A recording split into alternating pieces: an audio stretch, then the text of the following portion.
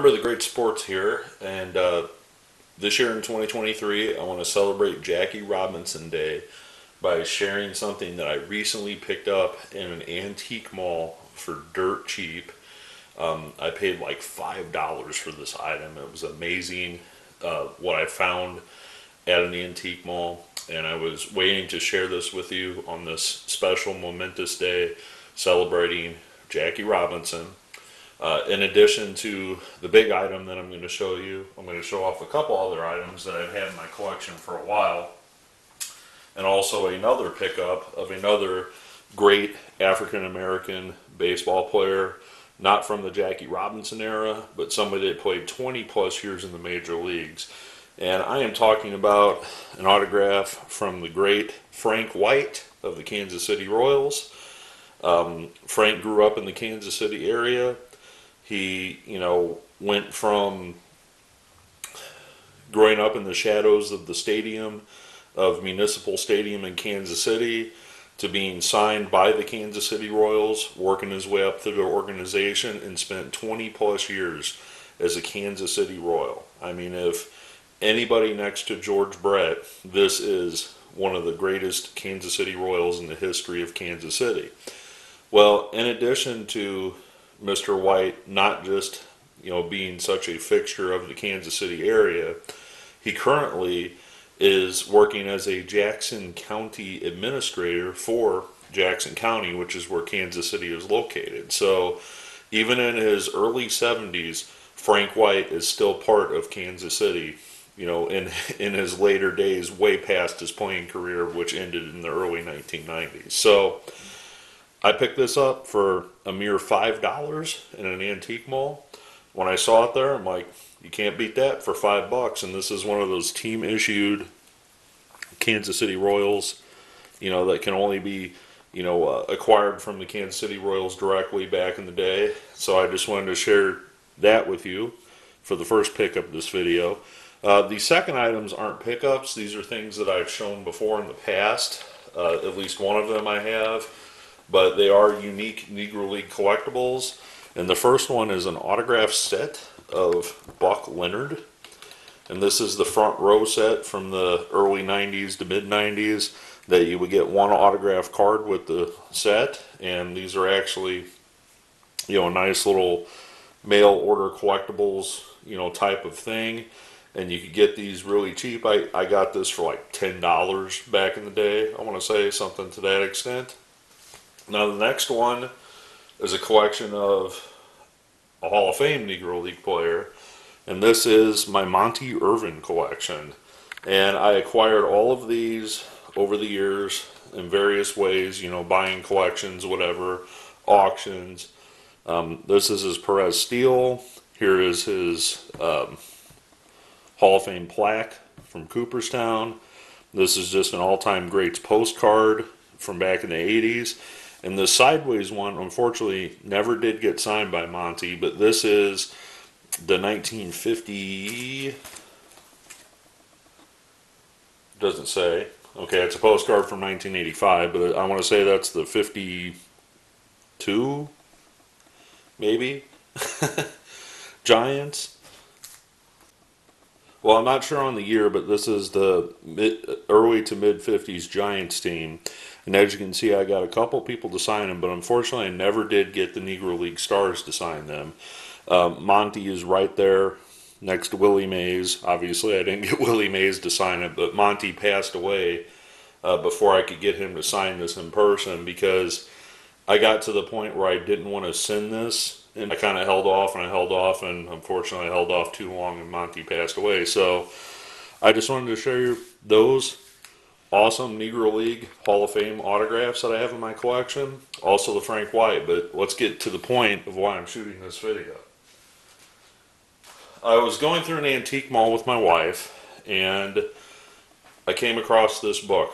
Just sitting there, just like this. This wasn't really a vendor with a bunch of books. It was just a book randomly sitting on basically a chest of drawers. They had maybe 5 to 10 books in the booth total. And my wife actually pointed it out to me. She's like, "Hey, do you want this Negro League book?" And I said, maybe. I'm kind of my bookshelf's getting a little full.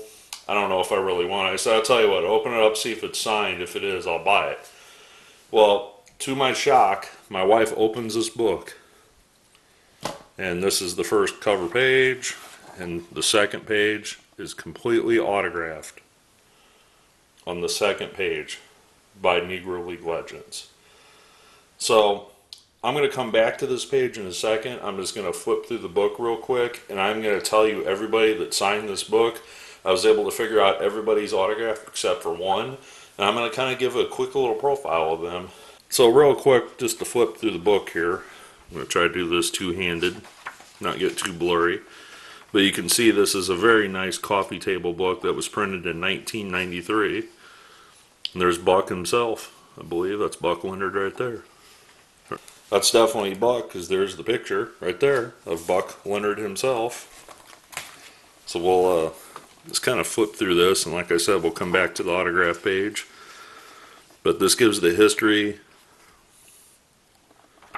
of the Negro Leagues. And there's Buck O'Neill right there. This even has a page of some of the greats with their facsimile autographs on it. Sorry about the lighting there.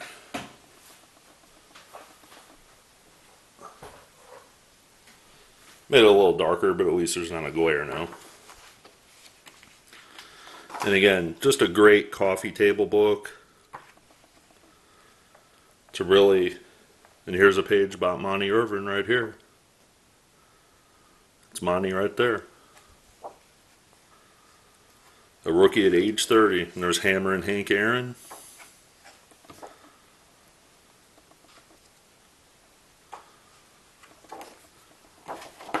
And like I said, and there's Buck O'Neill again, coaching. That's the infamous shot of Buck O'Neill. I think that's the only picture in the history of Buck O'Neill being a coach in the Negro Leagues, because that is like an iconic image that you always see of Buck O'Neill. Very far and few photos of that gentleman, that's for sure. And this is that the page again there of the All-Stars. But we'll go back to this, and we'll talk about the autographs on this page.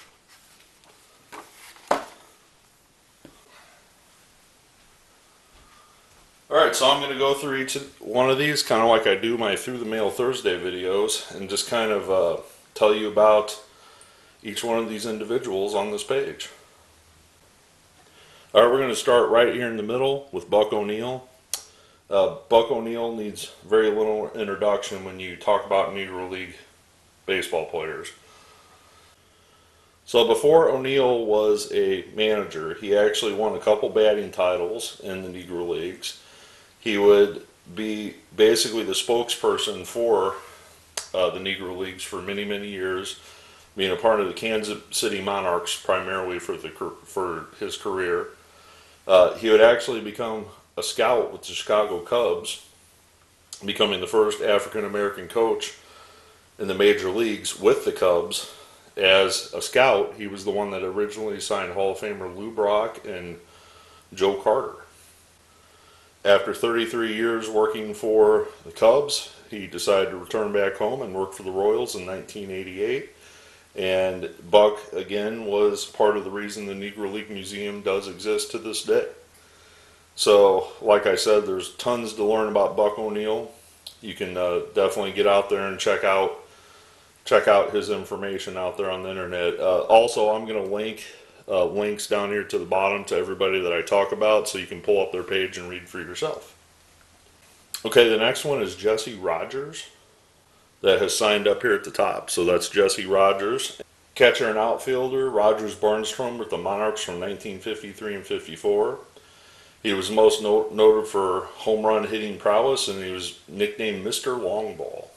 Rogers signed a professional contract with the Giants. He also played for the Cleveland Indians and the Chicago Cubs organization during his career. Alright, so the next one on the list is Slick Surratt, Alfred Slick Surratt. Slick Surratt played for the Negro League Kansas City Monarchs from 1949 to 1951. He was chosen several times to barnstorm the Satchel Paige and called playing in Yankee Stadium the greatest throw of his career. Surratt also appeared as a commentator in Ken Burns' famous documentary Baseball. All right, the next one on the list is Connie Johnson. Clifford Connie Johnson, born in Georgia. Connie was an outstanding pitcher for the Atlanta Black Crackers, Toledo Indianapolis Crawfords, and the Kansas City Monarchs from 1940 to 1952, before going on to the major leagues with the Chicago White Sox in 1953. In 1955 and 56, also was with the Chicago White Sox, and he was with the Baltimore Orioles from 1956 to 1958. All right, Buck O'Neill we talked about. The next one is Ulysses Hollimon, right here. Ulysses played for the Birmingham Black Barons, Baltimore Elite Giants, and Memphis Red Sox from 1949 to 1955. And that's all I have on Ulysses. The next one is James Lefty Lamarque, right here, right there. The Kansas City Monarchs' top left-handed pitcher had a blazing fastball and a sharp breaking curve. Lefty began his career with the Monarchs in 1941 and remained a stalwart of the staff through the decade. In 1946, he finished 7-3 and led the Monarchs to a pennant-winning season. He twice represented the Monarchs in the East-West All-Star Game and led the Negro American League for best ERA in 1948. Very cool. All right, the next one is Herman Doc Horn Jr. Doc played for the Kansas City Monarchs from 1949 to 1954 and in Monterrey in the Mexican League in 1953. All right, the final one that I can recognize is up here in the corner, and that is Dewitt Woody Smallwood. Woody played for the Indianapolis Clowns, New York Black Yankees, Philadelphia Stars, and the Birmingham Black Barons from 1950 to 1954. Now, there's a final one on here, kind of right under the ball glove here, and I have no clue who that is. I could not figure that one out. Obviously, it's Hank. So it's Hank somebody, Henry somebody. I just could not make out the last part of his last name there to figure out who that is. So we'll just say it's Hank Aaron, right, guys? No, I'm just kidding. That's obviously not Hank Aaron's autograph. So not really sure about that one. Otherwise, I would give you a profile of who it is. But I found this book for $5 at the Antique Mall, plus tax, of course.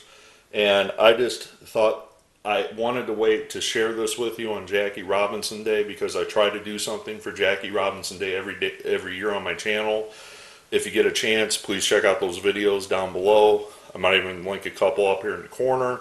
But this is one of the best finds that I ever found in an antique mall.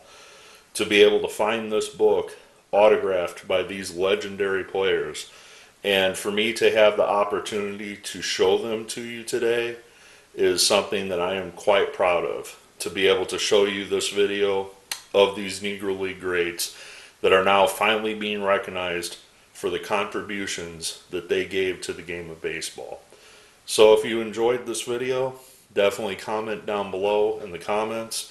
This is kind of a showing off my collection / antique mall pickup video. I thought you'd really enjoy this one. I look forward to your comments below, and as always, happy collecting, and please enjoy Jackie Robinson Day today.